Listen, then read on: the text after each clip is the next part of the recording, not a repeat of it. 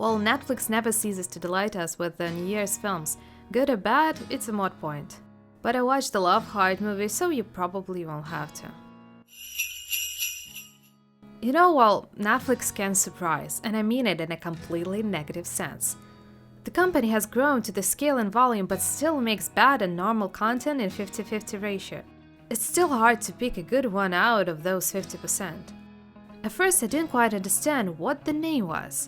It's weird enough that it doesn't sound like Christmas.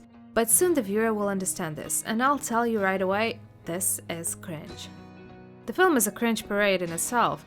I don't like films that make me feel ashamed. Shame is probably my least favorite of emotions.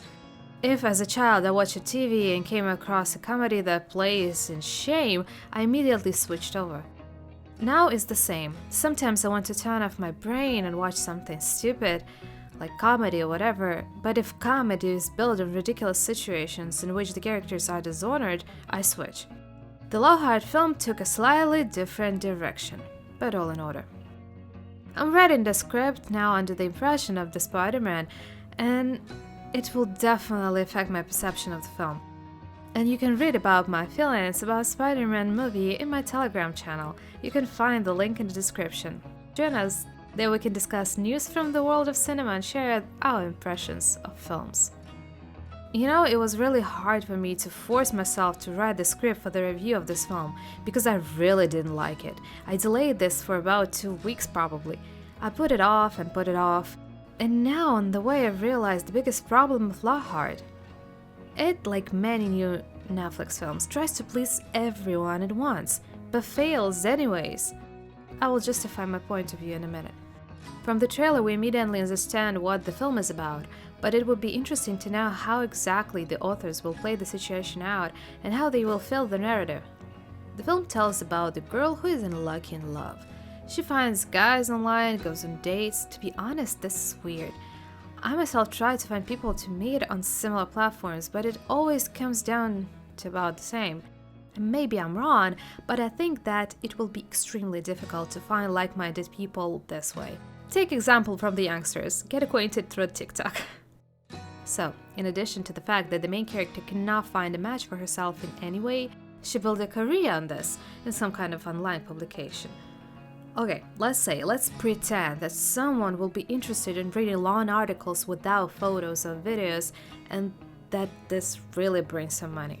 Among other things, the people around her, and even so-called friends, blame her for the fact that she's looking for a too perfect guy, that with any even the slightest imperfection, she runs away. At this stage, just some kind of insult already appears. The person is simply insulted in some way and, in my opinion, undeservedly. But it will be possible to mock her later, just wait. But then, a miracle happens and the heroine finds a guy handsome and interesting.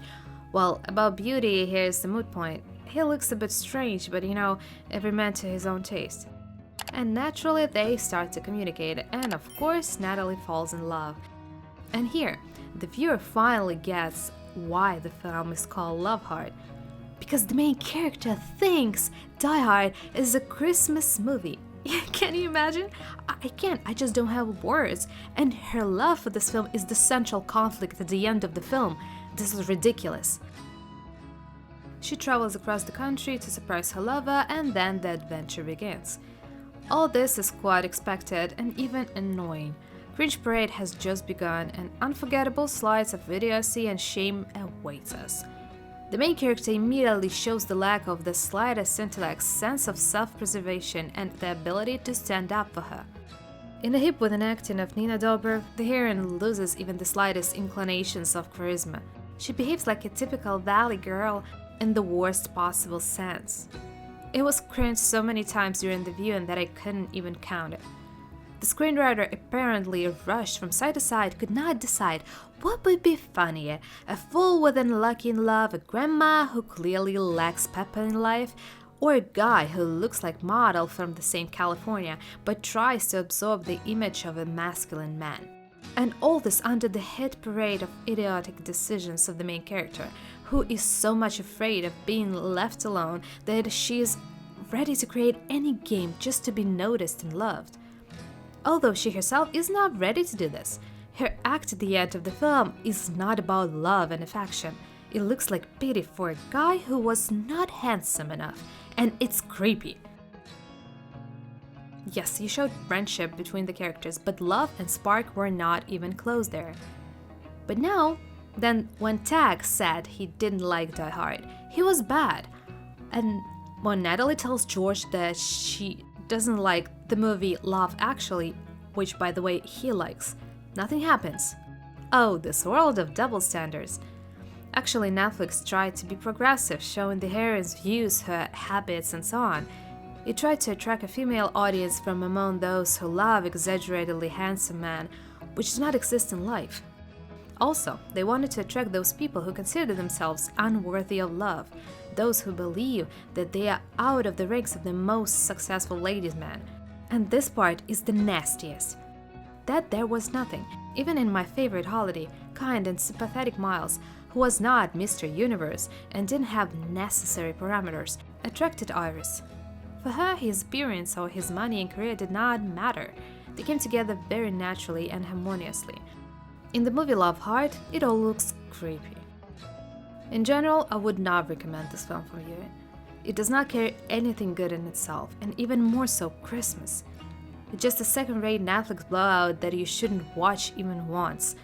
Oh my god, I completely forgot that all these terrible references, from which you just want to cry.